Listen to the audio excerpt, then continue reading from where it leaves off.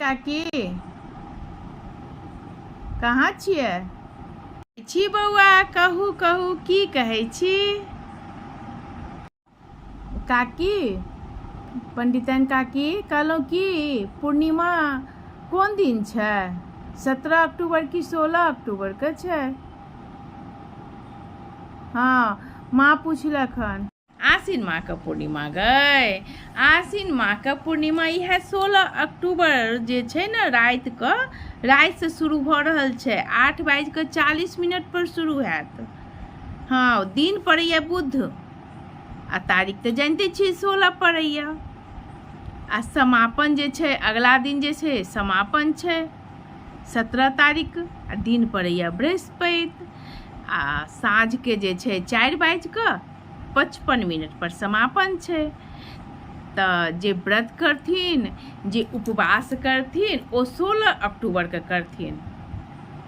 16 अक्टूबर के पूर्णिमा जे पूजा करथिन ओ 16 अक्टूबर के छै, बुझलिए ना? हाँ, व्रतधारी 16 अक्टूबर के राखथिन। आ धार्मिक मान्यता जे अछि जे धन के देवी माँ लक्ष्मी जे छै समुद्र मंथन के दौरान अवतरित भेलखिन हन।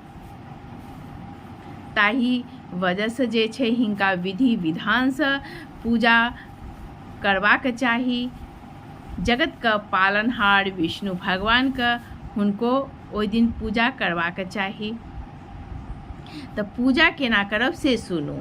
पूजा जे छै ना, अहाँ छोट सनके चौकी बिछा लिअ, धो लिअ, पोछि लिअ ओकरा।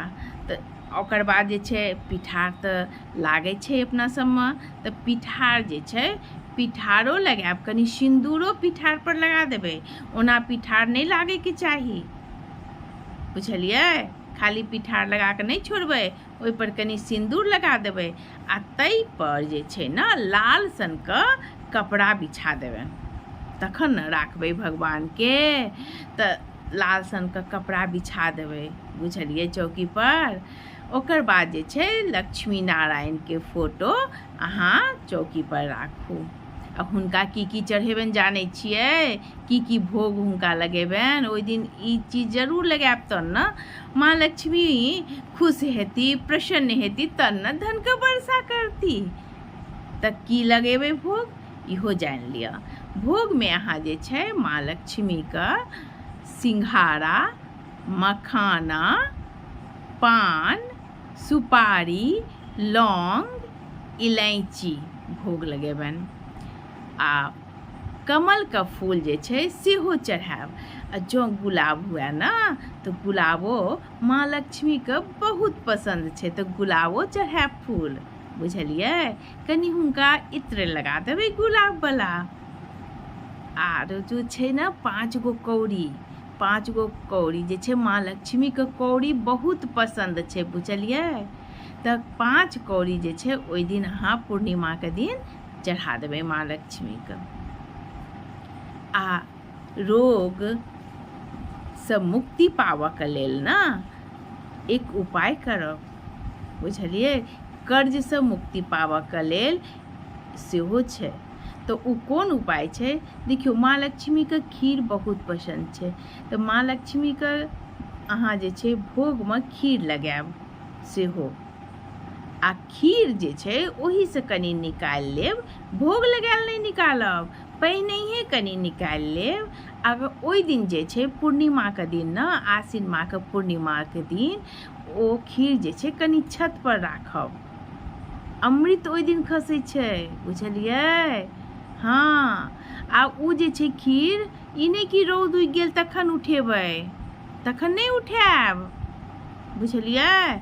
उ ब्रह्म मुहूर्त में उठा लेब, बुझलियै ना? 8:40 के बाद अहाँ खीर राखब, ओहिसँ पहिने नहीं राखि देबै, साँझे नहीं राखि देबै। 8:40 भऽ जायत तखन अहाँ 16 अक्टूबर के खीर राखब। खुला आसमान में ओहि दिन राखे के चाही। आ ओ खीर जे छै ब्रह्म मुहूर्त में अहाँ आनि लिअ। जब बाल बच्चा नहेलक तखन जे छै बाल बच्चा के अहाँ जते परिवार में सदस्य अछि ना, तऽ ओ खीर के कनि सबके दऽ देबै, बुझलियै? हाँ, घरोवलाके कनि खुआ देब, कनि सास ससुरके खुआ देब, बाल बच्चाके खुआ देब, बुझलिए ना? इएह छै।